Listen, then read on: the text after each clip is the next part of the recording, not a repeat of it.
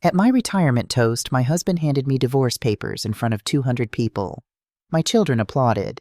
I signed without reading a single word, and that decision saved my life. Before I tell you how, let me tell you who I was on that October evening at the Greenwich Country Club. I was Isabel Rodriguez Harper, 60 years old, Chief Financial Officer of Hartwell Industries for the past 12 years. I wore a Navy Armani suit I'd bought in 1994 for my first board presentation, the same suit tailored twice over 3 decades, but still the bones of the woman I'd been when ambition felt like armor instead of accusation. I'd spent 35 years building Hartwell from a $200 million regional player into a $4.7 billion multinational. 35 years of 60-hour weeks and 200,000 miles a year in planes that all smelled the same. 35 years of missed soccer games and school plays and birthday dinners, always promising myself that next quarter would be different, knowing it wouldn't be. The retirement party was Patricia Williams' idea. Patricia, our CEO, my closest friend in the corporate world, though I'm not sure either of us would have called it friendship back when we were climbing. You don't make friends on a ladder. You make alliances. "You deserve this, Isabel," she'd said 3 weeks earlier, standing in my office with its view of Long Island Sound. 35 years. Let them celebrate you. I'd wanted something small, intimate, a dinner with the executive team, maybe a plaque, but Patricia insisted on the grand send-off, the ballroom, the open bar, the jazz quartet. "You're leaving a legacy," she'd said. "Let people see it." So there I was, standing at the head table with my family, looking out at 200 faces, colleagues who'd become something like family interns I'd mentored into executives, board members who'd fought beside me through acquisitions and recessions and the brutal year of 2008 when we'd almost lost everything. Daniel sat on my left. My husband of 36 years, though if I'm honest, he'd stopped being a husband somewhere around year 15. He'd been a mid-level marketing manager when we met, charming and ambitious in that bright-eyed way of men who haven't yet realized the world won't simply hand them what they want. The ambition faded around the time Emma started kindergarten. He became a consultant, which meant golf on Tuesdays and lunch at the club on Wednesdays, and a complete lack of interest in anything I accomplished. He hadn't worked in 10 years. Not really. Oh, he kept an office, the converted sunroom in our Greenwich house that looked out on the garden, I paid someone else to maintain. He'd sit there with his laptop taking calls that never seemed to lead anywhere, writing proposals for projects that never materialized. I paid for all of it. The house, the cars, the club membership, the illusion of his continued relevance. Emma sat on his other side. 31 years old, my daughter dressed in something expensive that I'd probably paid for last month without remembering. She worked in consulting too, which apparently ran in the family like a genetic predisposition to ambiguity. Tyler, 34, sat next to her in a suit that cost more than my first car. My son, also a consultant, also cashing the monthly checks I deposited into his account with the regularity of a tide I couldn't stop. I loved them. Of course I loved them. They were my children. I'd nursed them through colic and nightmares and teenage heartbreaks. I'd paid for private schools and college and graduate degrees that never quite translated into careers. I'd helped with down payments and car loans and the endless emergencies that always seemed to require exactly as much money as I had available. But somewhere along the way, I'd become less their mother and more their ATM. I just hadn't wanted to see it. Patricia stood to give her speech. She talked about my first day at Hartwell Young and overdressed and terrified in a conference room full of men who didn't want me there. She talked about the acquisition that saved the company in 2008, how I'd worked 72 hours straight to close the deal while my competitors circled like sharks. She talked about the glass ceiling I'd cracked for every woman who came after me. I cried. Actually cried standing at that podium with 200 people watching mascara probably running down my face in those attractive streaks that make you look either devastated or drunk. I cried because Patricia was right. I had built something. I had mattered. And tomorrow I would go home to a house where no one noticed whether I was there or not. Then Daniel stood up. "I'd like to say a few words about my wife." Patricia looked at me. I shrugged. Daniel rarely attended my work functions. When he did, he sulked in corners and complained about the catering, making sure everyone knew he had better places to be. But here he was walking to the podium with a manila envelope in his hand and a smile that looked practiced, like he'd been rehearsing in the mirror. Tyler and Emma exchanged a glance. Quick-coded, the kind of look that passes between conspirators. I saw it but didn't understand it. Not yet. Evelyn and I, Daniel stopped, corrected himself with a small laugh. Isabel and I have been married for 36 years. 36 years of watching her climb the corporate ladder while I held down the fort at home. A few polite chuckles from the crowd. Daniel's idea of holding down the fort was instructing the housekeeper and napping. But people laughed anyway because that's what you do at retirement parties. You laugh at the jokes that aren't quite funny and applaud at the moments that feel slightly off.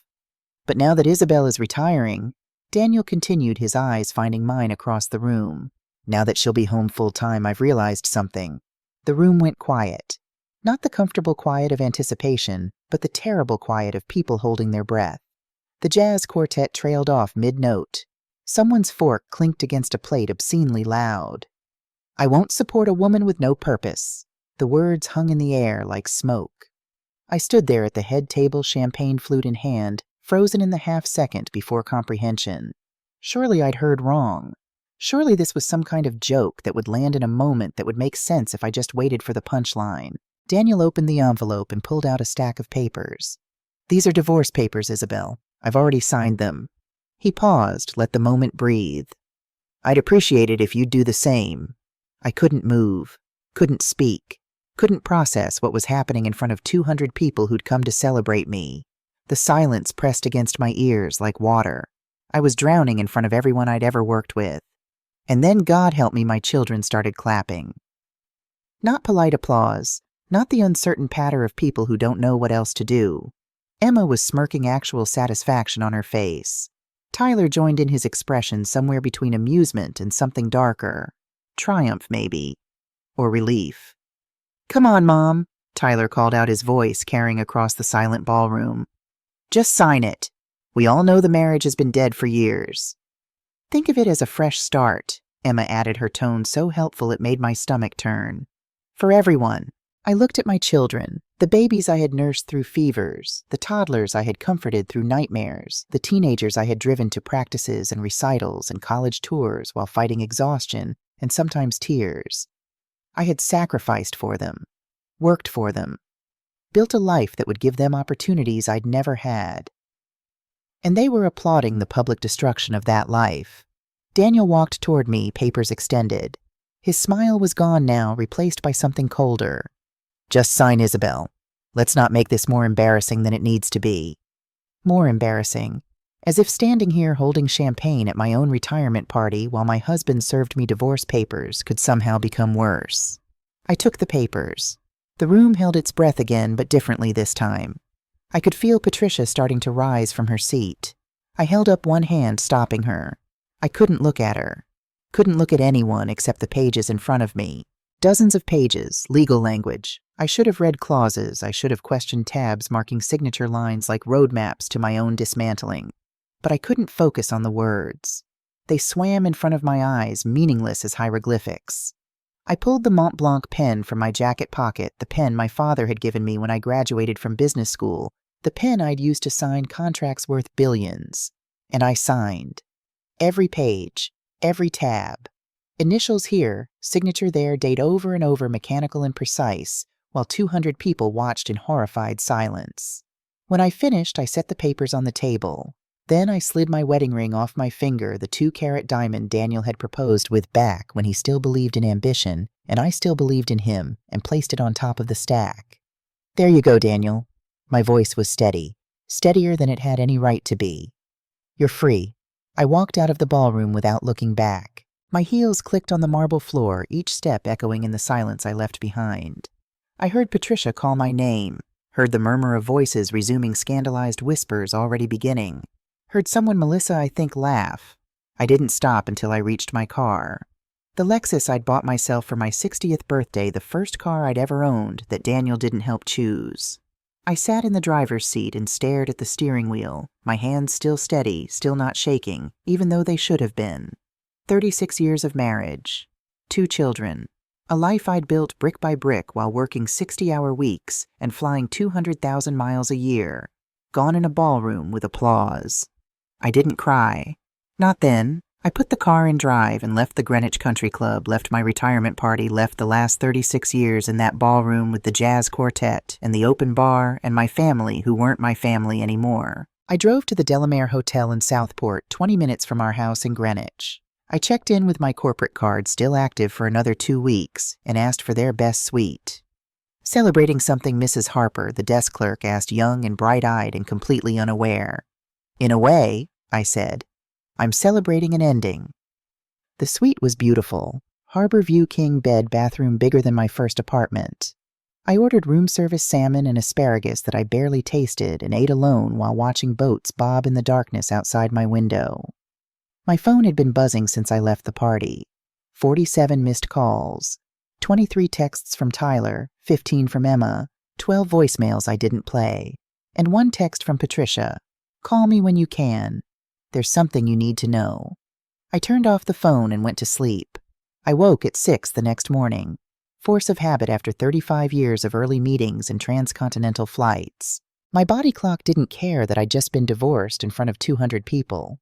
It woke me anyway, ready for a workday that no longer existed. I ordered coffee and turned on the television looking for background noise while I figured out what to do with the rest of my life. The local news was showing a business segment. I almost changed the channel.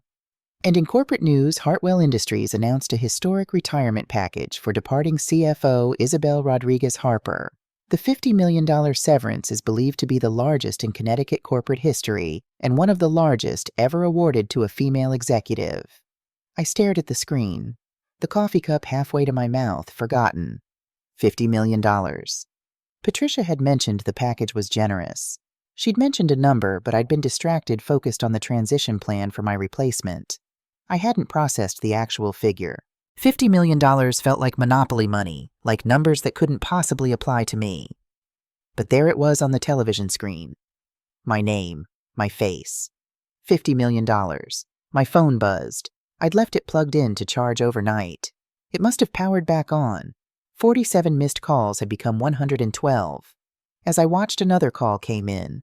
Daniel's face on the screen, the photo from our anniversary trip to Italy 3 years ago, the last time he'd smiled at me like he meant it. I declined the call. Another came in immediately. And another. And another. I sat on the hotel bed watching my husband's face appear and disappear on my phone screen over and over while the television explained that I was worth $50 million. Worth. The word felt strange, like I'd finally been assigned a value and it was high enough to matter. 15 minutes and 37 calls later, I finally answered. Isabel. Daniel's voice was strangled, desperate. Isabel, we need to talk. I don't think we do. I signed the papers. Remember, there's been a misunderstanding about the severance package. What kind of misunderstanding? I didn't know it would be that much. Nobody told me.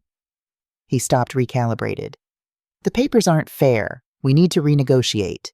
I laughed. Actually laughed sitting in my hotel suite in silk pajamas looking at the harbor where the sun was just beginning to turn the water gold. Daniel, you handed me divorce papers at my retirement party in front of 200 people. Our children applauded. You called me a woman with no purpose. That was taken out of context. You said you wouldn't support me. Exact words. Silence on the line.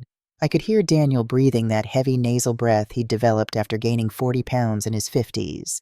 The breath of a man who'd spent a decade doing nothing but waiting for me to come home and pay for his life. Isabel, be reasonable. 36 years of marriage means something. It meant something to me. Past tense. I kept my voice flat, emotionless. Right up until you humiliated me in front of everyone I've ever worked with. We can fix this. Just don't file those papers. Give me back the copies you signed and we'll start over. His words came faster now, panicked. A fresh beginning. Couples counseling. Maybe a vacation. We've been drifting apart, I see that now. But $50 million, that's a lot of money, Isabel. We should be managing it together. We. As if there were still a we. As if those papers I'd signed last night hadn't already dissolved whatever we'd been into separate, irreconcilable parts. Goodbye, Daniel. I hung up and blocked his number. Then I called Patricia. She answered on the first ring. You saw the news. I saw it. I tried to tell you last week. You were so focused on the transition plan. Did Daniel know about the package? Patricia paused. You signed an NDA when the board approved it 3 weeks ago. It wasn't public information until this morning's press release. 3 weeks ago, right before Daniel started acting strange. Right before that dinner where Tyler and Emma had been so nervous exchanging those coded glances. Right before Daniel suddenly decided to attend my retirement party, an event he would normally have avoided like a root canal. Patricia, I said carefully, did Daniel's lawyer contact the company? Another pause longer this time. His lawyer reached out 3 weeks ago, asking about the timeline for your separation. They wanted to know if you'd be receiving any retirement compensation and when it would be finalized. The cold feeling in my chest wasn't anger. Not yet. It was something worse, the terrible clarity of understanding exactly how you've been played. He timed it, I said. The divorce, the public humiliation, he timed it to happen before the announcement. It would seem that way. Patricia's voice was careful, professional, but I could hear the anger underneath. Isabel, I need to give you a name. Rebecca Stone. She's a divorce lawyer, the best in Connecticut. How good? She's handled situations like this before. Predatory divorces, financial manipulation. Patricia paused. She's thorough. Thorough is what I need. I hung up and looked out at the harbor. Somewhere in Greenwich, in the house I'd paid for Daniel, was panicking. Somewhere my children were recalculating. They'd thought I was signing away my rights to a modest retirement package, $3 million, maybe $4 million. Instead, I'd just signed papers that didn't know about the $50 million the board had already approved. Those papers Daniel had so carefully prepared, so smugly presented, were based on incomplete information, which meant they were probably worthless, which meant I had leverage. I didn't know what those divorce papers actually said. I'd signed them without reading, too shocked and humiliated to focus. But I was going to find out. And then I was going to make sure Daniel Harper got exactly what he deserved. Nothing. Rebecca Stone's office was on the 37th floor of a glass tower in downtown Hartford. The view was spectacular. You could see all the way to the Connecticut River boats, moving slow as prayers along the water. The woman herself was more so. She was 55, silver-haired, dressed in a charcoal suit that probably cost more than Daniel's monthly golf membership. Her handshake was firm. Her eyes missed nothing. I watched your retirement party on YouTube, she said as I sat across from her desk. My stomach dropped. Someone recorded it. Several people. It's had 60,000 views since yesterday. She turned her monitor toward me. Would you like to see? I didn't want to see. I watched anyway. There I was in my Navy Armani suit accepting the papers from Daniel. There were my children applauding Emma's smirk, clearly visible even in the shaky phone footage. There was the moment I signed page after page while the room watched in silence. The video cut off as I walked out, but the comments section continued scrolling. Thousands of comments. I didn't read them. You look calm, I said. You look devastated and dignified, Rebecca corrected. The internet is on your side, Mrs. Harper. Everyone thinks your husband is exactly what he is. What is he? A calculating coward who planned this for maximum damage. She pulled a folder toward her. Let's talk about those papers you signed. She had already obtained copies from Daniel's lawyer, which should have alarmed me how quickly she'd moved, but instead felt reassuring. Rebecca Stone was not a woman who wasted time. The papers were spread across her desk, now marked with yellow tabs and red annotations like a patient's chart showing exactly where the disease had spread. This is one of the most predatory divorce agreements I've ever seen, Rebecca said, and I've been practicing for 28 years. How bad? Everything goes to him. The house which you paid for, the Vermont property, the investment accounts, both cars, retirement funds. She flipped through pages. There's a clause here waiving any claim to future earnings or severance packages, another one releasing him from any claim of fraud or misrepresentation. I stared at the papers I'd signed in front of 200 people too humiliated to read, too shocked to process. I gave him everything. You signed away everything, which is not the same as giving it to him. Rebecca smiled, and there was something predatory in it. Mrs. Harper, your husband presented these papers as a surprise in a venue specifically designed to humiliate and pressure you. You signed under duress without legal representation, without time to review. The agreement isn't valid. The agreement is void on its face. Rebecca pulled out another document. But there's something else. This is a financial disclosure form. It's supposed to list all marital assets and debts. It was filed with the divorce papers 3 weeks ago. I looked at the form. Daniel's signature was at the bottom, that oversized scrawl he used on checks and credit card receipts. He listed the house, the cars, and about $400,000 in investments, Rebecca continued. But according to my preliminary research, your household net worth is closer to $12 million before the severance package. $12 million. Numbers I'd earned dollar by dollar over 35 years. Numbers Daniel had failed to report. He hid $11 million worth of assets, I said slowly. Assets that you earned. Assets that are legally half yours under Connecticut law regardless of what these papers say. Rebecca leaned back in her chair. Your husband didn't just ask for a divorce, Mrs. Harper. He tried to steal your life's work through systematic fraud. I thought about Daniel panicking when he saw the news, the 100+ phone calls, the desperate plea to renegotiate. He'd thought if he got me to sign before the severance was announced, he'd lock in an agreement that gave him everything, and I'd be too embarrassed to fight it. That was his plan, I said. That appears to be his plan, but he made a crucial mistake. Rebecca tapped the disclosure form. The $50 million wasn't listed here either, which means even if you had signed voluntarily with full understanding, the agreement would still be invalid. He failed to disclose a $50 million asset that was already approved by your company's board. Something shifted inside me. The numbness that had insulated me since last night began to crack, and underneath was something harder, colder, something that felt almost like clarity. What happens now? First, we file to have the agreement voided. Fraud, duress, incomplete disclosure. We have multiple grounds. Rebecca's smile sharpened. Second, we file a counterclaim for actual division of assets. Connecticut allows for unequal distribution based on economic contribution. You were the primary earner for over 30 years. Daniel was essentially a dependent. Precisely. She pulled out another folder thicker than the first. There's one more thing, something that came up in my preliminary research. I waited. Credit card statements. Your name isn't on the account, but it was opened using your Social Security number as a secondary guarantor.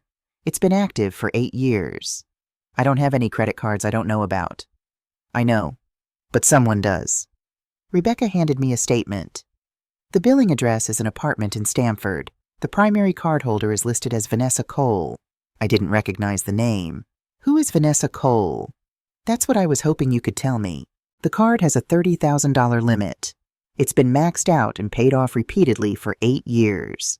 Total charges over that period are just under $200,000.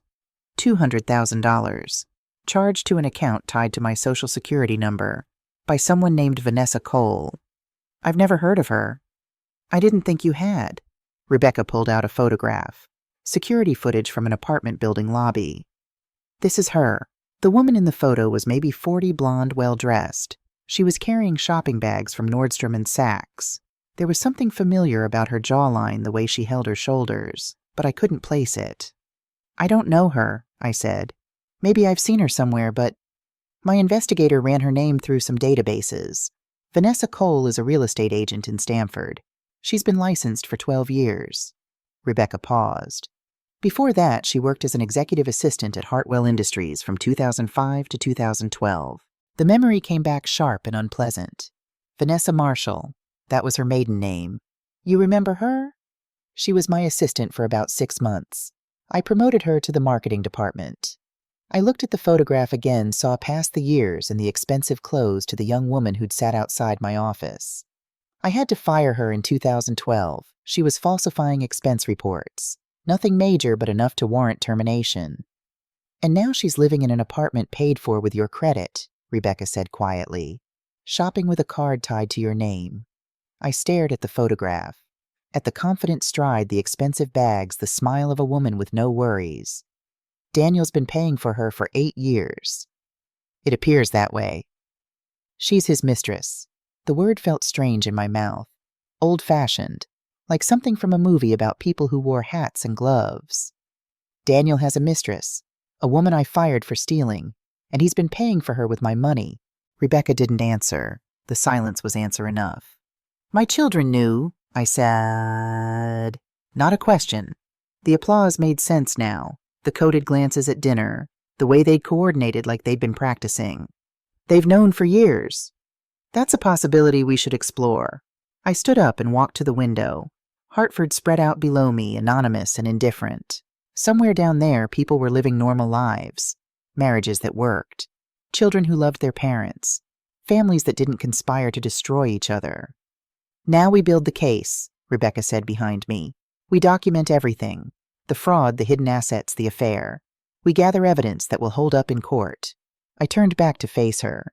And then we take your husband for everything he has." Rebecca joined me at the window.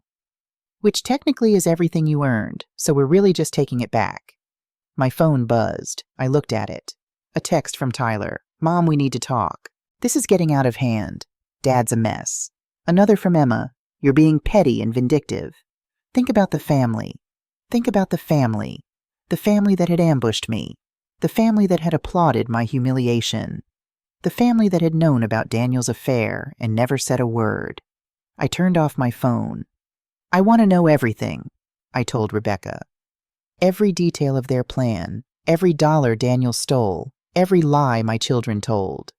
"That can be arranged, but Mrs. Harper Isabel, I have to warn you, the truth is usually worse than we expect.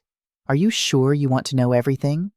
I thought about my wedding day, about the births of my children, about 36 years of believing I was building something good, something that would last, something that mattered beyond quarterly earnings and stock prices. That night I moved out of the hotel and into a furnished apartment in downtown Greenwich. It was smaller than my walk-in closet at the house I'd paid for decorated, filled with 36 years of carefully curated memories that now felt like evidence in a crime I hadn't known was being committed. The apartment was sterile. Beige walls, rental furniture that looked like it came from a catalog titled Temporary Living for People in Crisis. A couch that had seen better days. A kitchen table with 2 chairs, as if the landlord couldn't imagine anyone eating alone needing more than that. But it was mine. No Daniel, no memories, no ghosts. I sat on that catalog couch and looked at my phone. The texts had multiplied like bacteria. "Daniel, please, Isabel. Let's just talk like reasonable adults." "Tyler, Mom, this is ridiculous. You're tearing the family apart over a misunderstanding." "Emma, if you don't stop this vendetta, you'll never see Sophie and Oliver again." That last one hit differently. Sophie and Oliver, 6 and 4 years old. My grandchildren. I'd been at both births. Emma had wanted me. There had gripped my hand through contractions and screamed my name when the pain got too bad. I'd paid for their preschool, their clothes, their birthday parties. I'd read them stories and taught Sophie how to count in Spanish and held Oliver when he had nightmares. Now they were leverage. Weapons. Bargaining chips in a war I hadn't known I was fighting. I didn't respond to any of the messages. Instead, I opened my laptop and started going through my own records. Bank statements, credit card bills, investment accounts. I'd always been meticulous about finances. You don't become CFO of a billion-dollar company by being careless with money. But I'd been lazy about my personal accounts. I'd let Daniel handle some of it, trusted him with access because he was my husband, and what was mine was his, and wasn't that what marriage meant? Stupid. I'd been so stupid. The pattern emerged slowly. Monthly transfers I didn't remember authorizing. 5,000 here, 10,000 there. Nothing so large it would trigger alarm bells, but steady. Consistent. Like someone was bleeding me slowly enough that I wouldn't notice until I was already dead. My phone rang. Unknown number. I almost didn't answer. Mrs. Harper. A woman's voice. Vaguely familiar, but I couldn't place it. "This is Vanessa Cole. I think we need to talk." My hand tightened on the phone. The mistress. The woman living in an apartment I was apparently paying for shopping with a card tied to my name, sleeping with my husband for 8 years, while I worked 60-hour weeks to pay for all of it. "Why would I talk to you?" "Because I know things about your husband that you don't. Things that could help you in court." A pause. "And because I was used just like you were. I just didn't realize it until yesterday." I should have hung up. Should have called Rebecca and let her handle it. But there was something in Vanessa's voice, not quite desperation, but close. Something that sounded almost like honesty. "Not on the phone," I said. "Tomorrow, noon. The coffee shop on Greenwich Avenue next to the bookstore." "I'll be there." Another pause. "And Mrs. Harper, you might want to bring your lawyer. What I have to tell you is going to change everything." She hung up. I sat in my empty apartment holding my phone, staring at the beige wall. 8 years. My husband had been lying to me for 8 years, and tomorrow I was going to find out exactly how deep those lies went. I didn't sleep that night. I lay in the unfamiliar bed in the unfamiliar apartment and watched shadows move across the ceiling, trying to remember when Daniel had changed. When had he stopped being the man I married and become whatever he was now? There had been signs. Of course there had been signs. Late nights at the office he didn't really have. Mysterious phone calls he took in the garage. The way he'd started grooming himself more carefully wearing cologne. I didn't buy coming home with his hair still damp from a shower I didn't hear him take. I'd noticed. I'd just chosen not to see. Because if I saw it, I'd have to do something about it. And I was already so tired from work, from carrying everything, from being the strong one who held it all together. It was easier to pretend everything was fine. Easier to focus on the things I could control, quarterly reports, board meetings, acquisition strategies. I'd built $1 billion company while my marriage rotted from the inside out. At 5 a.m., I gave up on sleep. I made coffee in the apartment's small kitchen and watched the sun come up over Greenwich. Somewhere in this town, Vanessa Cole was waking up too, preparing to betray the man who'd been supporting her. Somewhere Daniel was probably pacing, trying to figure out how to fix what he'd broken. Somewhere my children were sleeping soundly, their rent paid their lives, subsidized their consciences, apparently clear. Rebecca arrived at the coffee shop 15 minutes early. She was dressed down, jeans, sweater, leather jacket, but she still looked like exactly what she was, a lawyer who charged $1,000 an hour and was worth every penny. "You didn't have to come," I said as she sat down across from me. "When your client is meeting her husband's mistress, you come." She pulled out a legal pad and a recording device. "Standard protocol. Everything Vanessa says today could be relevant in court. I need to document it." Vanessa arrived exactly at noon. She looked different in person than she had in the security footage. Older, tired. The confidence I'd seen in that photograph was absent. She sat down hunched over her coffee, eyes darting to the door every few seconds like she expected someone to burst in. "Thank you for coming," she said. "Not to me, to both of us. I know you must hate me." "I don't know you well enough to hate you," I said. My voice came out colder than I intended. "I just know you've been sleeping with my husband for 8 years while living in an apartment I didn't know I was paying for." Vanessa flinched. "I didn't know about the credit card until last week. Daniel told me the apartment was his, a place he kept for business. That's what he called it, our relationship. Business." How romantic. She looked at me, then really looked at me, and I saw something in her eyes I hadn't expected.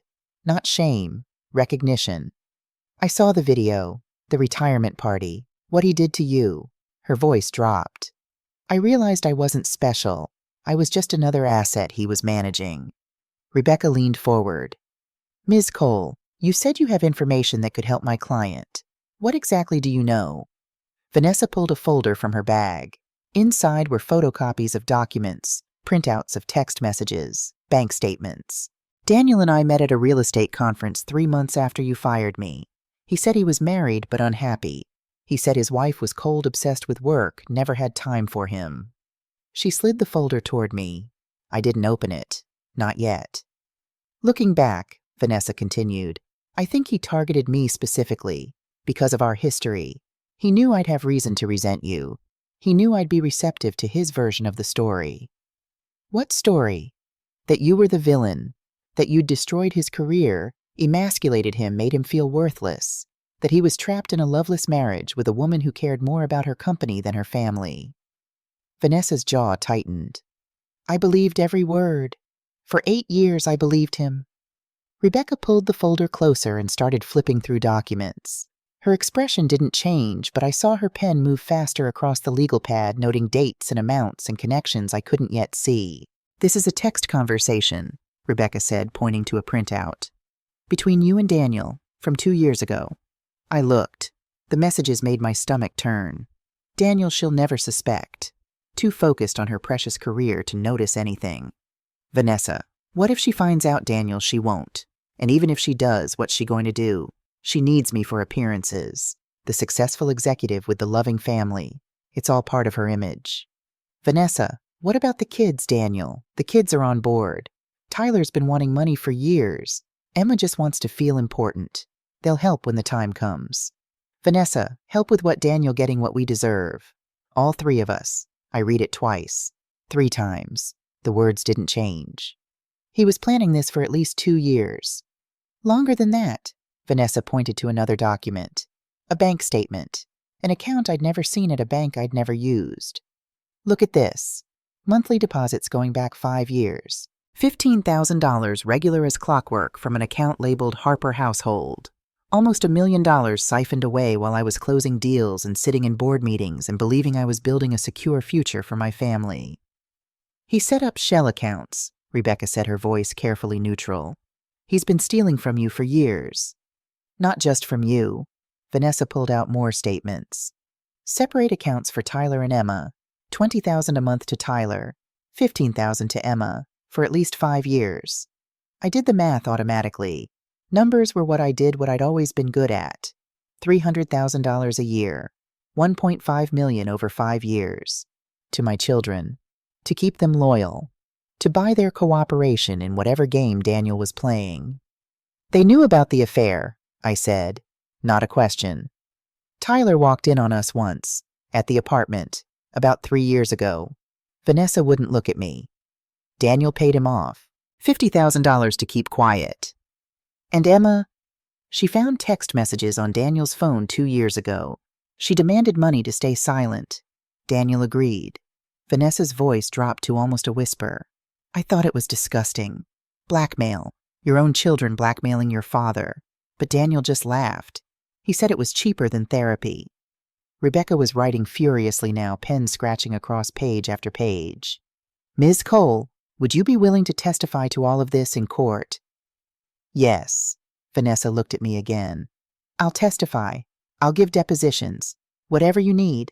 I know it doesn't make up for what I did. I know I was complicit in all of this. But she stopped, struggled for words. No one deserves what they did to you. Not even from a husband who never loved you.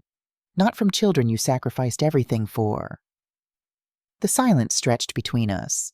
Around us, the coffee shop buzzed with normal people having normal conversations about normal things. Work complaints, weekend plans, someone's birthday party, the ordinary background noise of lives that weren't falling apart. I have one more thing, Vanessa said. She pulled out a final printout, hesitated before handing it over. This is the most important thing. It was a screenshot from what looked like a group chat. The participants were listed at the top, Daniel, Tyler, Emma. The date was 2 weeks before my retirement party. Daniel has to be public. Maximum humiliation. She'll sign anything just to escape. Tyler, what if she reads the papers first? Daniel, she won't. She never reads anything at parties. Too focused on mingling, on being the perfect executive. Emma, what about Mom's severance? Won't that complicate things? Daniel's severance is capped at 2-3x salary. Maybe 3 million tops. Not worth fighting over. The real money is the house and investments. That's what the papers lock in. Tyler, and if she gets a lawyer, Daniel, by the time she gets a lawyer, the divorce will be finalized. I've got it timed perfectly. File on Monday, hearing on Wednesday. Quick and clean. Emma, LOL, she won't know what hit her. I read it 3 times. The casual cruelty of it. The calculation. The assumption that I was too stupid, too distracted, too focused on being professional to see what was happening right in front of me. They'd been right, of course. I hadn't seen it. I'd signed the papers without reading them, humiliated in front of everyone I'd ever worked with, while my husband and children laughed at how easy it had been to destroy me. There's more, Vanessa said quietly. She pulled up something on her phone, scrolled through, handed it to me. Private messages. Just Tyler and Emma. Emma, can you believe she thinks we actually like her, Tyler? So desperate for family, she'll believe anything. Pass the money, cow, and smile. Emma, Dad says we should act sad at the party, just for appearances. Tyler, I'll try not to laugh when he hands her the papers. Emma, I'm going to clap. She deserves it for all those years of making us feel like her career was more important than us.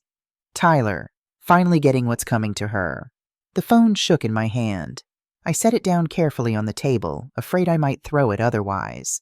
Afraid I might scream. Afraid I might break apart right here in this coffee shop while Vanessa Cole and Rebecca Stone watched. They called you the cow, Vanessa said. Her voice was gentle, which somehow made it worse. In other messages, time to milk the cow. The cow has no idea, things like that. Rebecca gathered all the documents into her briefcase. Her movements were precise, controlled. Ms. Cole, would you be willing to provide these messages directly? The originals, not just printouts. I have everything backed up. Vanessa pulled out a flash drive, handed it to Rebecca. Text messages, bank statements, emails. Everything I could find. I've been collecting it for the past week since I realized what Daniel was really doing. What changed? I asked. My voice sounded strange, distant, like it was coming from someone else. What made you realize? Vanessa's expression hardened. He called me yesterday, after the news about your $50 million broke. He wanted me to help him convince you to tear up the divorce papers. He said we could start fresh once he had access to your money. She paused. I said no, and then he told me what he really thought of me. What did he say?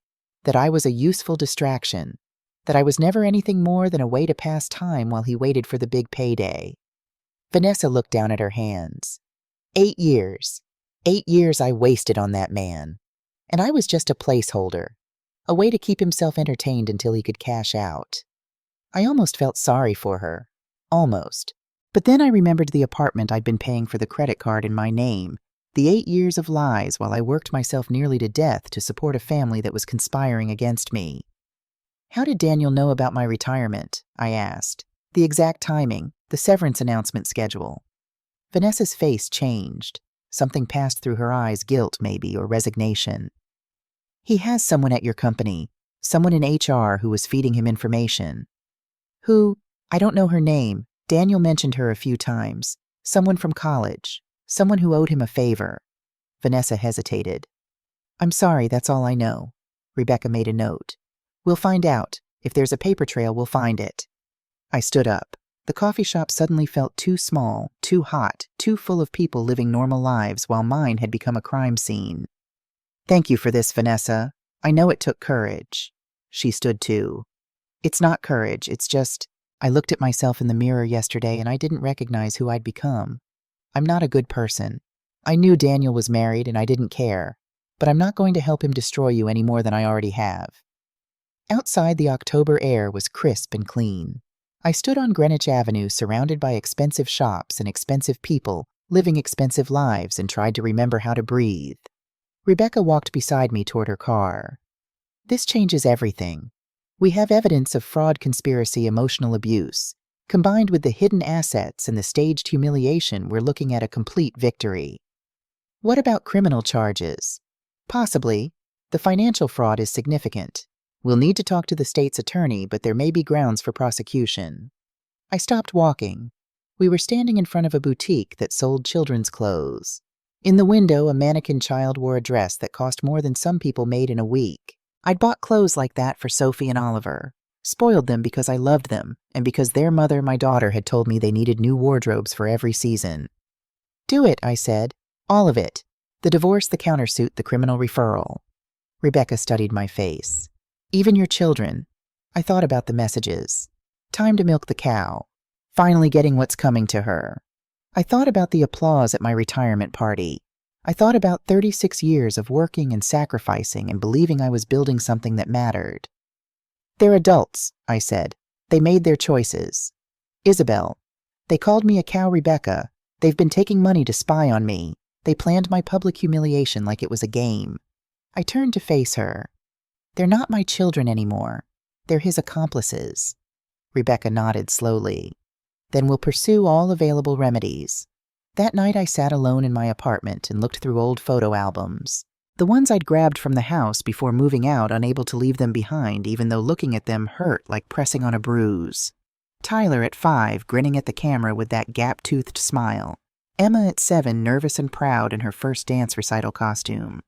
The 4 of us at Disney World the year I got my first VP promotion. I'd taken a week off a miracle, and we'd ridden every ride and eaten too much ice cream, and I'd thought this is what it's all for. This is why I work so hard. Christmas mornings, birthday parties, graduations. A 36-year photo essay of a family that looked happy in still images but had been rotting from the inside all along. When had it changed?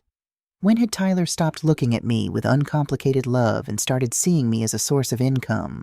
When had Emma's hugs become transactions instead of affection? Maybe it had always been that way. Maybe I'd just been too busy, too tired, too focused on the next deal to notice that I was raising children who measured love in dollars and saw their mother as an ATM with a pulse. My phone rang.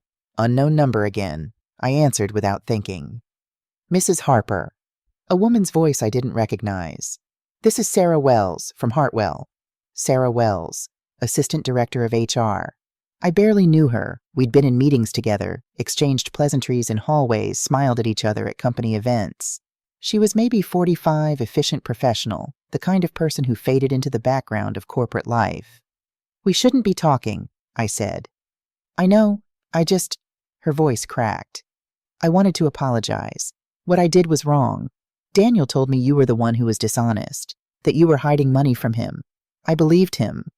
Why are you calling me? Because he called me yesterday, after I was fired. She laughed bitter and sharp. He said it was my fault the plan fell apart. He said I should have warned him about the severance amount earlier, like I was his spy instead of someone he manipulated. I sat forward. Sarah, what exactly did you tell Daniel? Everything. Your schedule, your travel plans, performance reviews, compensation discussions. She was crying now. He said you two were going through a rough patch, that he was trying to plan a surprise for your retirement. I thought I was helping. You were committing corporate espionage. I know. A long pause. Mrs. Harper, I have evidence. Emails Daniel sent me. He used my work computer once and forgot to log out. I kept copies. What kind of evidence? An offshore account, Cayman Islands. He was planning to move money there as soon as the divorce was finalized, almost $1 million. Sarah's voice steadied. I'm sending the files to your lawyer. I know it doesn't fix what I did, but maybe it'll help. She hung up before I could respond. I sat in the silence of my empty apartment phone in hand, trying to process this new betrayal. Sarah Wells, someone I'd barely noticed, had been reporting my every move to my husband for years. Daniel had turned my own company against me, recruited a spy from inside the walls I'd built. More evidence, more betrayal, more ammunition for the war I hadn't known I was fighting until it was almost too late. A text came through. Tyler, Mom, please. I need to talk to you. It's important. I stared at the message. My son, my first child. The baby I'd held in the hospital 34 years ago, promising him I'd protect him from everything, give him everything, be everything he needed. Time to milk the cow. I deleted the message without responding. 3 days later, there was a knock on my apartment door. I looked through the peephole expecting a delivery, or maybe Rebecca with more documents. Tyler stood in the hallway holding flowers. White roses. My favorite, though he'd probably forgotten that and just grabbed something that looked expensive. Mom, he said when I opened the door. Please, just 5 minutes. I should have closed the door. Should have called Rebecca, maintained no contact like she'd advised. But he was my son. 34 years of muscle memory made me step aside and let him in. He looked terrible. Thinner than I remembered. His suit, the expensive one I'd probably paid for, hung loose on his frame. There were circles under his eyes. You didn't call first, I said. I was afraid you'd say no. He set the flowers on the kitchen counter, turned to face me. Mom, I'm in therapy. Real therapy this time. And I'm 3 months sober. Sober from what? Gambling, drinking, all of it. He pulled something from his pocket.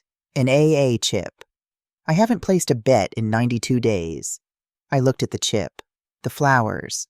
My son standing in my rental apartment like a stranger asking for directions. Why are you here, Tyler? To tell you the truth, all of it. He sat down on the catalog couch uninvited. I owe you that much. I didn't sit. I stood by the window, arms crossed, waiting. Dad's been in my head since I was a kid, Tyler said. His voice was flat, rehearsed, like he'd practiced this speech. He'd say things, small things. Your mother loves work more than us. She's not like other moms. We're not important to her. That's not true. I know that now, but I believed him then. Tyler looked at his hands. He made himself the good parent, the one who was always there. Never mind that he was only there because you were paying for everything. He was there and you weren't, and that's all that mattered when I was 10 years old. I thought about the soccer games I'd missed, the school plays, the parent-teacher conferences where Daniel showed up alone and played the martyr. He turned you against me. He did, for years. And then I got older and I started to see through it, but by then... Tyler's voice broke. By then I had gambling debts. $380,000 in debt, Mom. to people who don't take IOUs. $380,000. I'd been depositing $20,000 a month into his account. I'd thought it was helping him start his consulting business. Instead, I'd been funding his addiction. Dad said he'd cover it if I helped with the divorce, Tyler continued. He said you'd be fine, that you'd land on your feet like you always did, that you didn't need us anyway. So you sold me out. I sold myself out. He looked up and I saw tears on his face. I've been doing it for years, taking Dad's money, taking your money, never standing up, never being honest, never being the son you deserved. I wanted to feel something, sympathy maybe, forgiveness, but I just felt tired. So tired of being used by people who were supposed to love me. Tyler, why are you really here? He hesitated. Because Emma's planning something. She hired a PR firm. She's going to claim you were an abusive parent, that you neglected us, that the retirement party was justified. I laughed. The sound surprised me, harsh and bitter in the quiet apartment. Abusive? I was abusive because I worked to pay for your life. I know. I told her it was wrong. We had a fight about it. Tyler stood. Mom, I'm not asking for forgiveness. I don't deserve it. I'm just asking you to know that I see it now. What Dad did to us. What he made us become. And what did he make you become, Tyler? Weak, dependent, exactly like him. He pulled out his phone, scrolled through something, handed it to me. I found something else. Something you need to see. It was a medical record. Tyler's therapy files from when he was 14. The diagnosis at the bottom made my heart stop. Patient presence with symptoms consistent with parental alienation syndrome. Father demonstrates pattern of undermining mother's authority and relationship with patient. Recommend family therapy. I found this in Dad's files, Tyler said. He took me to therapy because my teacher said I was angry all the time. The therapist figured out what Dad was doing. Recommended family therapy to repair my relationship with you. We never went to family therapy. Dad said we did. He'd take me on Wednesday afternoons, tell you we were going. Instead, we'd go to the movies, or the batting cages, or just drive around. Tyler's voice was hollow. He sabotaged every chance we had to fix things, because he needed me angry. He needed me dependent. I looked at the medical records, at the therapist's notes detailing Daniel's manipulation, at the recommendation for family therapy that never happened, at 14 years of lies compressed into clinical language. There's more, Tyler said. He scrolled through his phone again. Messages between Dad and Emma, from when she was in college. Daniel, remember, every time your mom misses something that's her choice. She's choosing work over you. Emma, she said she'd come to parents' weekend. Daniel, she said that last year too. Don't get your hopes up. You're not important enough to her. Emma, I hate her. Daniel, I know, sweetheart, but I'm here. I'll always be here. Message after message, year after year. A systematic campaign to destroy my relationship with my children while I was working to give them everything I never had. He made us hate you, Tyler said quietly. And then he paid us to betray you. We're adults now. We should have seen through it. We should have been better. But Mom, he's been poisoning us since we were kids. I handed back the phone. My hands weren't shaking, which surprised me. I thought they should be shaking. I thought I should feel something other than this terrible, empty clarity. That doesn't excuse what you did at the retirement party. I know. It doesn't excuse taking money to spy on me. I know. It doesn't excuse calling me a cow. Tyler flinched. You saw those messages. Vanessa gave me everything. Every text, every email, every disgusting thing you and your sister said about me. Mom, you're 34 years old, Tyler. You were manipulated as a child, fine. But you're an adult now. You made choices. Adult choices. And now you have to live with them. He nodded slowly. I know. That's why I'm here. Not to make excuses. Just to tell you the truth. And to warn you about Emma. I don't need your warnings. She's going to try to turn Sophie and Oliver against you. She's already started. Telling them Grandma is mean. That Grandma doesn't love them. The same thing Dad did to us. His voice cracked again. I can't let her do that. Not to them. They're innocent. I thought about Sophie. 6 years old, bright and curious, asking questions about everything. Oliver 4, still believing the world was good and people were kind. They didn't deserve to be poisoned the way Tyler and Emma had been. What do you want from me, Tyler? Nothing. I just wanted you to know, and to say I'm sorry. He moved toward the door, stopped. And Mom, whatever happens in court, whatever happens with the money, I want you to know I'm done taking Dad's side. I'm done taking anyone's side. I'm just trying to figure out how to be a person again. After he left, I sat on the couch and looked at the white roses he'd brought. They were already wilting in the cheap glass vase I'd filled from the tap. By tomorrow, they'd be dead. My phone buzzed. Rebecca, we've got Sarah Wells' evidence. You need to see this. Can you come to the office? I looked around my empty apartment, at the photo album still spread across the coffee table, at the wilting flowers, at the life I was building from the wreckage of the old one. On my way, I texted back. It was time to finish what my husband had started. Rebecca's conference room looked like the war room it was. Whiteboards covered one wall filled with names connected by lines like a conspiracy theorist's fever dream. Daniel's name at the center spreading outward to Vanessa Tyler, Emma Sarah Wells. Dollar amounts in red marker. Dates in black. A timeline of fraud stretching back 7 years.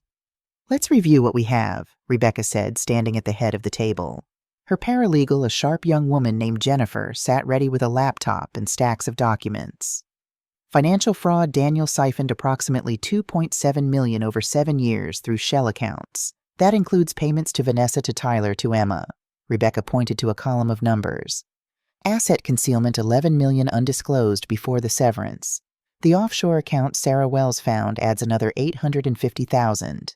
I looked at the numbers. Numbers I'd earned dollar by dollar, deal by deal, while Daniel played golf and planned my destruction. Fraudulent inducement, Rebecca continued. The divorce papers presented under false pretenses at a public event designed to maximize pressure and humiliation. The agreement is void on multiple grounds. What about Sarah Wells? I asked. Is she being charged? Patricia is handling the internal investigation. Sarah was terminated and she's cooperating fully with our case. In exchange, we're not pursuing criminal charges against her. Rebecca pulled out another document. But the information she provided is gold. Email exchanges with Daniel going back 4 years. Screenshots of calendar invites showing your schedule. Even notes from compensation committee meetings that she forwarded to his personal email. 4 years. 4 years of my own HR department spying on me at my husband's request. The counterattack, Rebecca said, switching to a different whiteboard. We're filing for divorce on your terms. Given Daniel's demonstrated fraud, the affair, and the conspiracy with your children, we're asking for 87% of marital assets. Why 87? Because it's what the forensic accountants determined you contributed over the 36 years of marriage. Daniel's actual economic contribution was less than 13%, and that was all in the first decade before he effectively retired.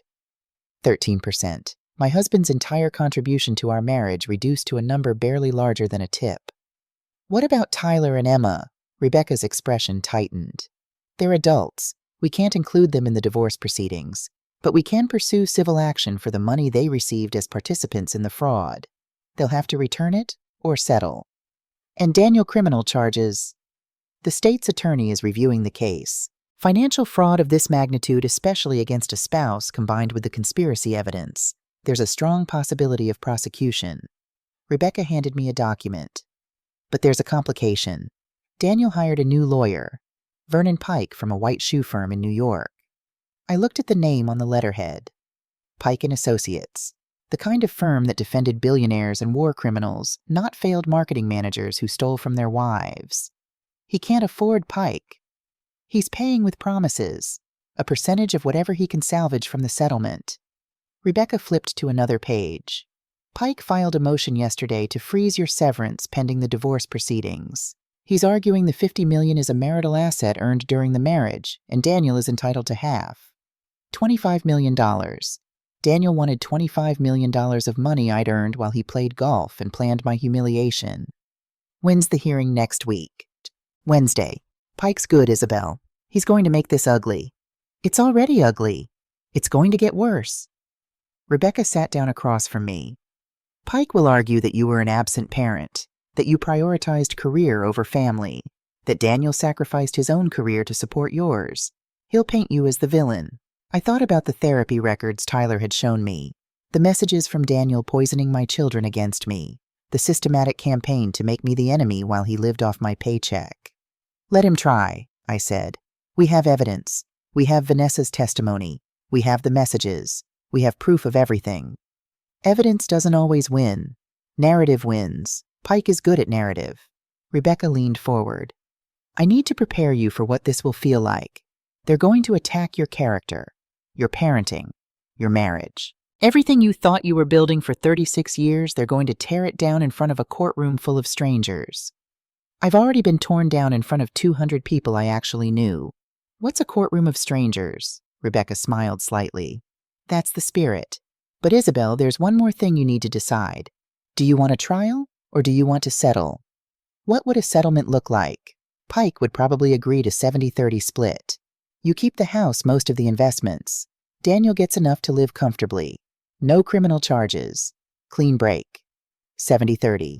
I'd give Daniel 30% of everything I'd earned, and in exchange I'd avoid a public trial where my failures as a mother would be dissected like a biology class frog. No, I said. Isabel. He humiliated me in public. He stole from me for years. He turned my children against me and then paid them to betray me. I stood up. I'm not settling. I'm not hiding. We go to trial and we let everyone see exactly what he did.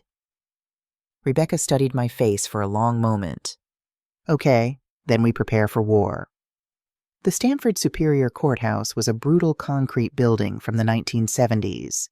All right angles and small windows designed by someone who thought courthouses should feel like punishment before the trial even started. Daniel sat at the defendant's table with Vernon Pike and 2 junior associates. He wore his best suit, the one I'd bought him for Tyler's wedding 5 years ago. He'd lost weight. His face looked hollow older, like he'd aged a decade in the 3 weeks since the retirement party. Good. I sat with Rebecca and Jennifer, boxes of evidence at our feet. The gallery was packed. Reporters in the front rows, spectators who'd followed the story online.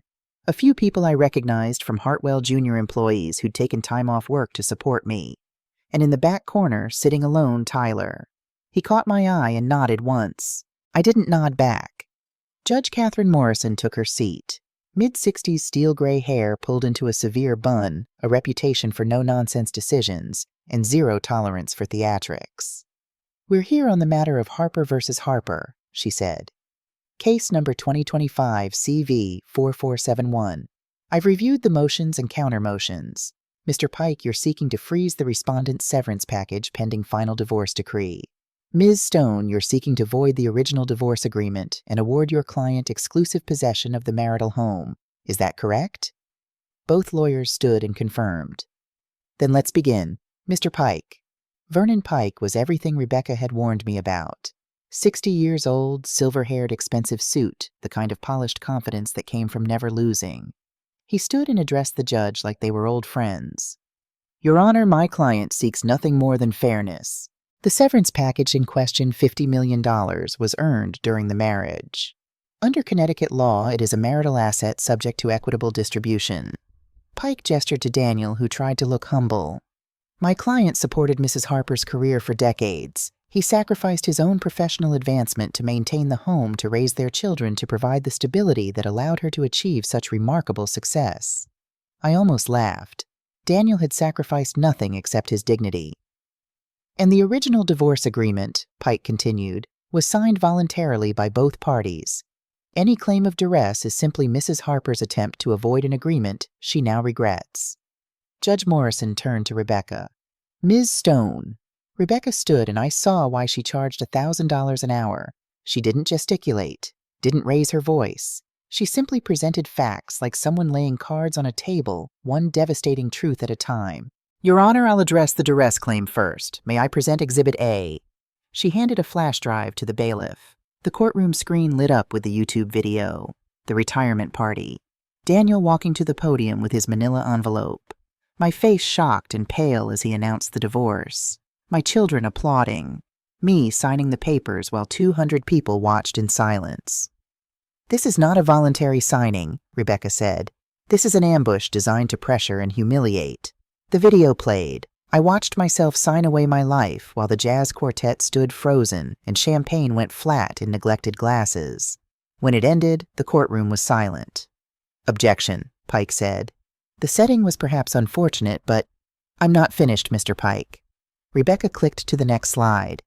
This is the financial disclosure filed with the original divorce papers. It lists assets totaling $400,000. Our forensic accountants have determined the actual marital estate exceeds $12 million before the severance. Mr. Harper failed to disclose $11 million in assets. By statute, this invalidates the entire agreement. Pike's expression tightened, but he stayed silent. But it gets worse. Rebecca moved to the next exhibit. The text messages between Daniel and Vanessa appeared on screen. Time to milk the cow. The cow has no idea. Mr. Harper, his children, and his mistress of 8 years planned this ambush for months. They discussed it explicitly in writing. They joked about Mrs. Harper's ignorance. They coordinated the timing to ensure she would sign before learning the true value of her assets. Objection. Pike was on his feet. Those messages weren't properly disclosed in discovery. They were provided by a witness who came forward voluntarily. You received notice 4 days ago, Mr. Pike. If you haven't reviewed them, that's your failure, not ours. Judge Morrison looked at Pike. Did you receive notice? We received a document dump, Your Honor. Hundreds of pages. Then you should have prioritized. Morrison's voice was dry. Overruled. Continue, Ms. Stone.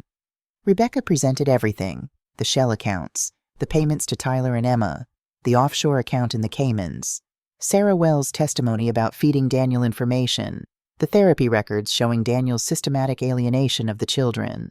By the time she finished, Daniel looked like he wanted to sink through the floor. Based on this evidence, Rebecca concluded, we ask the court to void the original divorce agreement as fraudulent and unconscionable, award exclusive possession of the marital home to my client, freeze all accounts in Mr. Harper's name pending investigation, and refer the matter to the state's attorney for potential criminal prosecution. Judge Morrison made notes, her face unreadable. Mr. Pike, would you like to respond? Pike stood slowly. His polish was fading. Your Honor, I request a recess to confer with my client. Denied. You've had weeks to prepare. Respond. Pike glanced at Daniel, who whispered something urgently. My client acknowledges that the disclosure was incomplete. He's prepared to amend the filings and proceed with mediation. Mediation? Rebecca's voice was sharp. Your client committed fraud, Mr. Pike. He doesn't get to mediate his way out of it. That's for the court to decide, Ms. Stone, Morrison said. But her tone suggested she agreed with Rebecca. The trial lasted 3 weeks. 3 weeks of testimony, evidence, character assassination. Pike did exactly what Rebecca had warned he would. He painted me as the absent parent, the cold careerist who chose boardrooms over bedrooms. He called Emma to the stand. She testified that I'd missed her school plays, her dance recitals, her graduation. All true. She cried when she talked about feeling abandoned, unloved. Some of those tears might have even been real. But then Rebecca cross-examined her. Showed the jury Emma's bank statements, $15,000 a month from Daniel. Showed the text messages calling me a cow. Showed Emma's own words. Finally getting what's coming to her. By the time Emma stepped down, the jury was looking at her like she was something they'd scraped off their shoe. Pike called Daniel. He testified about sacrificing his career, supporting my ambitions, holding the family together while I climbed the corporate ladder. He even managed tears when he talked about how lonely the marriage had been. Rebecca destroyed him in 45 minutes. She showed the jury the shell accounts, the payments to Vanessa, the text messages planning my humiliation, the offshore account he'd set up to hide assets. By the end, Daniel looked like exactly what he was, a man who'd lived off his wife for decades, and then tried to steal everything when he thought she was no longer useful. Vanessa testified. She was nervous but honest, admitting her role in the affair, while making it clear that Daniel had manipulated her just as he'd manipulated everyone else. I thought I was special, she said quietly. But I was just another tool he was using. Patricia testified about my career, my contributions to Hartwell, my character. Isabel Rodriguez Harper is the most ethical person I've ever worked with, she said. She built our company while fighting barriers most of us will never face, and she did it with grace and integrity. Tyler testified. He told the jury about the therapy records about Daniel's systematic poisoning of his relationship with me. My father made me hate my mother, he said. And then he paid me to betray her. I'm not proud of what I did, but I want the truth on record. And then Rebecca called me. I walked to the stand in the same Navy Armani suit I'd worn to the retirement party. My armor, my identity. I swore on the Bible to tell the truth, the whole truth, nothing but the truth, as if truth were ever that simple. Rebecca started gently. Mrs. Harper, tell us about your marriage. I told them. 36 years compressed into testimony. The early days when Daniel was ambitious and I was starting out. The gradual shift as his career stalled and mine accelerated. The way he'd become resentful instead of supportive. The absences, the distance, the slow erosion of whatever we'd once had. Did you love your husband? I thought I did. For a long time. I looked at Daniel across the courtroom. He wouldn't meet my eyes. But somewhere along the way, love turned into obligation, and obligation turned into transaction. He needed me to pay for his life. I needed him to maintain the appearance of having a family. Tell us about your children. This was harder. I talked about Tyler and Emma, about raising them while building a career, about the soccer games I'd missed, the recitals, the parent-teacher conferences. I wasn't a perfect mother, I said. I made mistakes. I prioritized work when I should have prioritized them. Do you regret that? Every day, but I was providing for them, making sure they had opportunities I never had. I paused. I thought that was enough. I thought working hard and providing well meant I was being a good parent. I was wrong about that. But I never stopped loving them. Pike stood for cross-examination. He was aggressive, attacking every absence, every missed event. You chose your career over your family repeatedly, didn't you, Mrs. Harper? I chose to provide for my family. That's not the same as abandoning them. But you weren't there, for birthdays, for holidays, for the moments that mattered. Neither was Daniel, Mr. Pike. But he wasn't there because he was sleeping with his mistress and planning to steal my money. I wasn't there because I was working to pay for everything. Pike changed tactics. You earned millions while your husband earned nothing. That must have been emasculating for him. I never made Daniel feel small, I said clearly. He did that to himself. He could have worked. He could have found purpose. Instead, he chose resentment and fraud. Isn't this revenge, Mrs. Harper, punishing your husband for daring to leave? I looked at the jury. 12 faces watching me, judging me, deciding whether I was a victim or a villain. This isn't revenge, I said. It's justice. My husband stole from me, betrayed me, turned my children against me, and when he thought I had nothing left to offer, he humiliated me in the most public way possible. I'm not punishing him for leaving. I'm holding him accountable for stealing.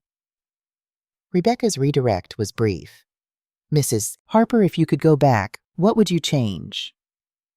I thought about the question, really thought about it.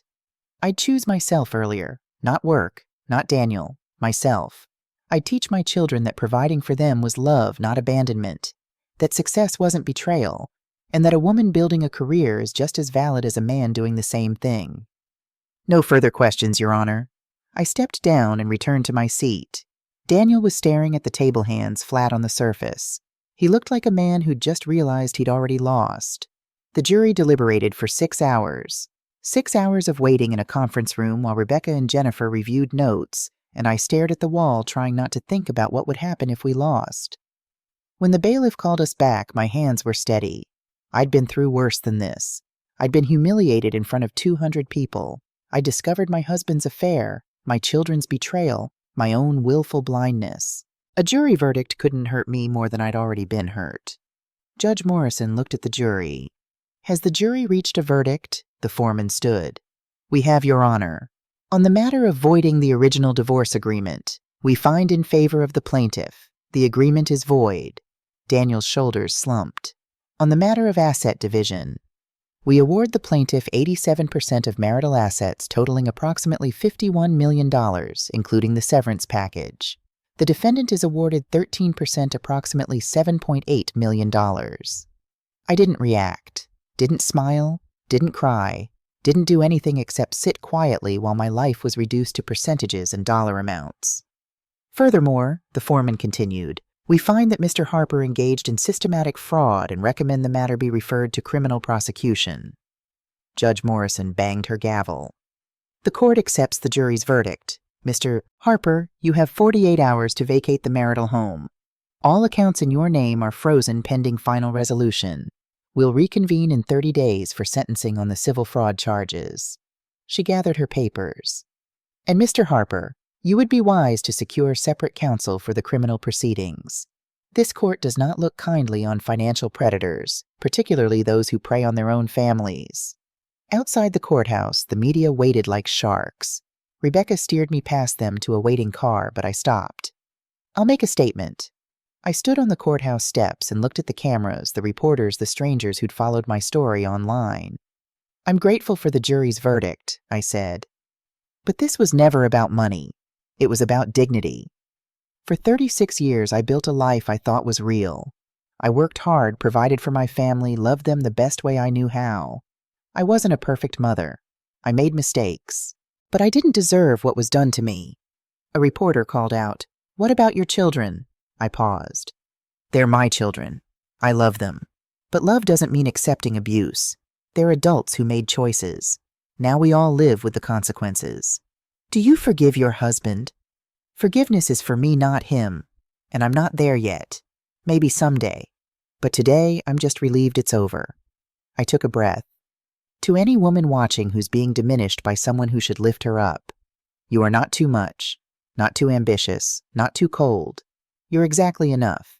And you deserve better than someone who sees you as an ATM instead of a person. I walked to the car. Tyler was standing by a tree watching from a distance. I saw him and nodded once.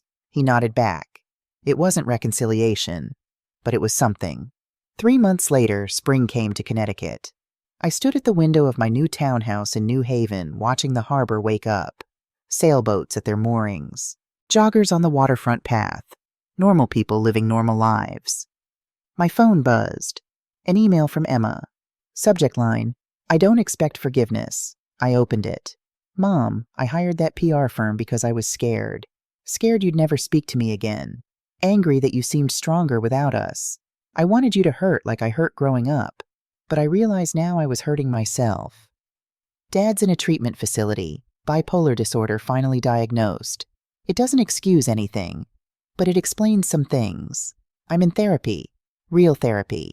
I'm not asking for you back in my life. I'm just asking you to know I'm sorry, and I'm trying to be better. Sophie asks about you. Maybe someday if you want you could tell her yourself." I read it twice, felt tears on my face, the first in months, not from sadness, from something else, something that might eventually become hope. I didn't reply, not yet. I saved the email and closed my laptop. 2 weeks later, a knock on my door. Tyler holding flowers. "You didn't call first," I said.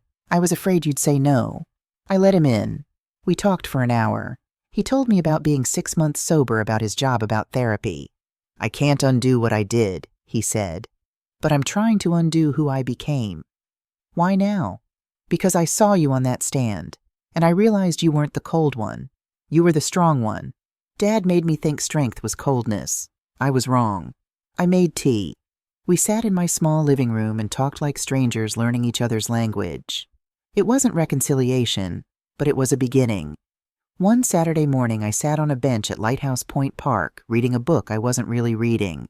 A small voice said, "Grandma Sophie," 6 years old, holding Emma's hand. Emma's eyes were red from crying. "Mommy said we could visit if you said yes." I knelt down. Sophie hugged me, and I held her like I'd held her mother 30 years ago. "I missed you, sweetheart." Emma and I walked while Sophie played. "I know you got my email," Emma said. "You didn't respond." I didn't know what to say. "You don't have to say anything. Just let me try. Let me show you I'm different." "Not for Sophie," I said. "For you. You can't heal for someone else. Only yourself." Emma showed me her phone. An email from Patricia. "She told me you've been paying Sophie's tuition, anonymously, through your foundation." I'd hoped Patricia wouldn't tell. "Sophie's innocent." "Why after everything?" "Because I'm trying to break the cycle. I chose work over you. I can't undo that. But I can choose differently for Sophie." I looked at my daughter. "I gave it wrong before. Through money, through distance. I'm learning to give it right." Emma started crying. "I don't deserve this." "Love isn't deserved, Emma. It's given. And I'm still your mother. That doesn't stop just because you hurt me." Sophie ran back. "Grandma, will you push me on the swings?" I looked at Emma. She nodded. 3 generations at a playground. Not a perfect reunion, but a beginning. 1 year later, I stood at a podium in a Hartford ballroom. The Isabel Rodriguez Foundation's first annual gala. 100 donor supporters, women I'd helped through the foundation's programs.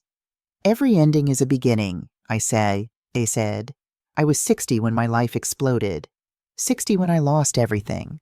But I'm 61 now, and I've found something better. Not a perfect life, a real one, where love isn't transaction, success isn't betrayal, and strength isn't coldness. I looked out at the faces. Patricia smiling, Rebecca at a table with Jennifer, Tyler with his girlfriend, Emma with Sophie and Oliver, Vanessa in the back row starting over. To every woman starting over, you are not too old, you are not too broken, you are not too late, you are exactly on time. After the gala, I drove back to my townhouse. Sophie was asleep on my couch. Movie night had become a Friday tradition. Emma was making tea. Tyler was texting about his startup. I watched them. My broken family slowly healing. Not the family I thought I was building, but maybe something better, something honest. My phone buzzed. A text from Sophie's phone borrowed from her friend. I love you, Grandma. Thank you for everything. I smiled. The first real smile in what felt like forever. They say revenge is sweet, but this forgiveness, healing peace, this was sweeter, because this was real.